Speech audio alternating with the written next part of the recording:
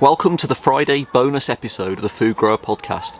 Each Friday we're going to release a short podcast in which we talk to you about 5 tips, tricks or ideas that's really going to level up your food growing. So let's get right into it.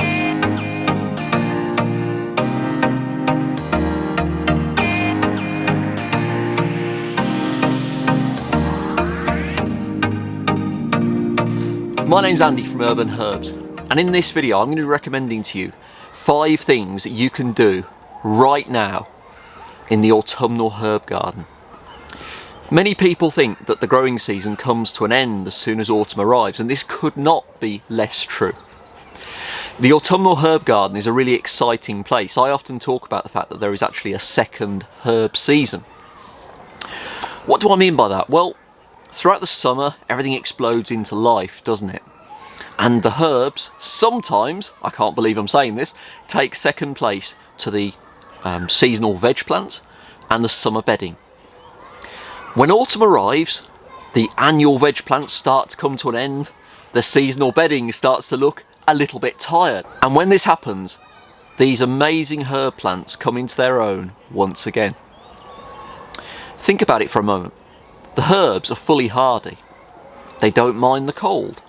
And so long as they've got good drainage, they're going to survive, and not just survive, but thrive throughout the coldest months of the year. Autumn is a really great time, not just to plant herbs, but to enjoy your herb garden. And in this bonus podcast, I'm going to be talking to you guys about how you can level up your herb growing in the autumn and give you 5 really simple to implement tips that you can implement to level up your herb growing in the autumn season. Tip number 1, you need to redesign your herb garden now so that it's ready for the winter. What do I mean by that? Well, at the moment, everything's quite pleasant, isn't it? It's quite mild, it's not overly grey and wet, at least certainly here in the UK, but over the coming weeks we've got to be realistic, and actually winter is coming. It is going to arrive, and when the days start to shrink, daylight hours get reduced, the world becomes a lot more grey and damp and thoroughly less inviting outside. You've got to look forward to that, and you've got to think, well actually, on a grey, wet evening, when I get home from work and it's dark, am I going to traipse outside to harvest some marjoram or hot and spicy oregano for my dinner? It's certainly less tempting, isn't it? So redesign your growing space now. And for me, that means that if you're growing in containers, move them closer to the house. Move them closer to you so that they reflect your lifestyle going into the colder months. I often think that here in the UK, we actually live a double life, don't we? We have 6 months of the year where you can stand outside of the polytunnel filming podcasts like I am now. But there's also probably about 6 months where it's a bit grey and a bit dingy. And we've got to be realistic about that. And we've got to adapt our growing and our herb gardens ready for that cold weather. So tip number 1 is redesign your growing space now to suit your winter growing requirements. Tip number 2, do your winter jobs now. What do I mean by winter jobs? Well, everything, to be honest. The fence that you've been meaning to repair, the fence that's been falling down right the way through the summer months, don't put it off, do it now. I speak from experience as somebody that's built polytunnels in October. It's a lot more fun doing it in October than it is in January. I've done that too. Any jobs like that, tidying up your raised beds, maybe adding new raised beds. If you're going to create some no-dig beds, do that now so that they're cooking away and getting ready for the spring. Trust me on this, your future self will be so grateful for you doing that bit of extra work at this side of Christmas. So, during October and November, try and get outside. Try and do some of the hard work during these more mild and actually very pleasant months to work outside. So do your winter jobs now.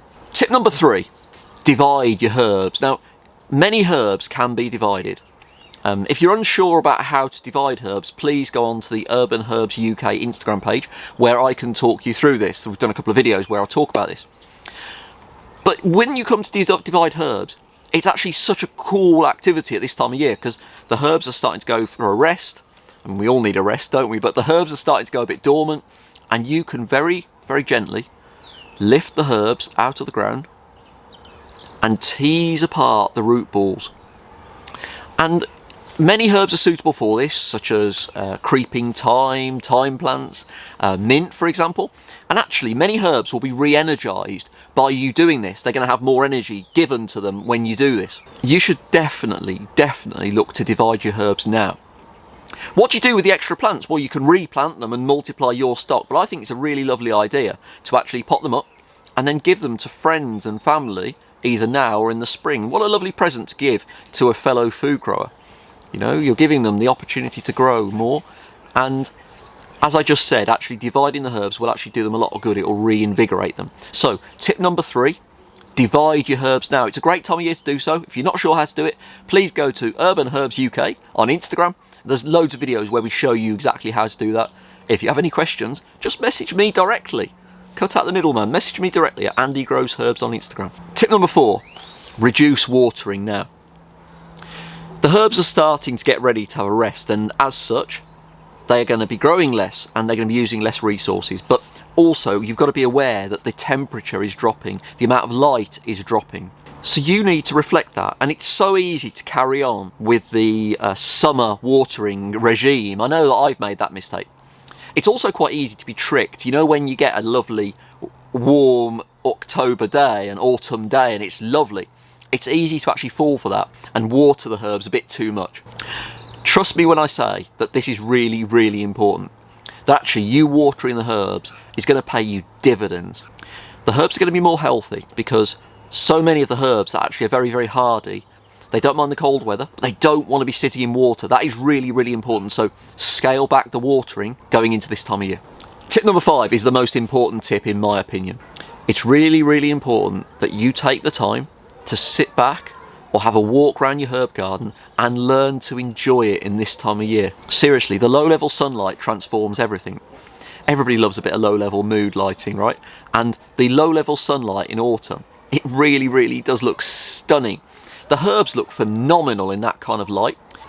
I also think that autumn is a time of year when we all enjoy foodie flavours a little bit more. We all embrace comfort food, and the herbs are absolutely perfect for that.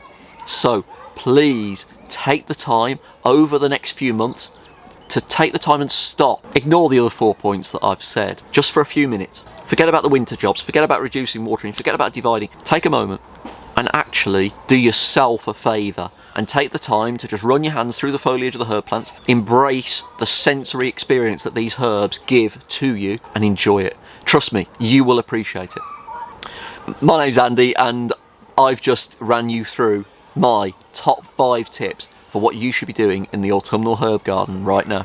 If you've enjoyed this, please subscribe to our YouTube channel. Head over to our podcast, subscribe to that. This is a bonus episode we're going to be releasing every single Friday at the Food Grower Academy, where we give you 5 tips and tricks. I really hope you've enjoyed it, guys. Until next time, see you later.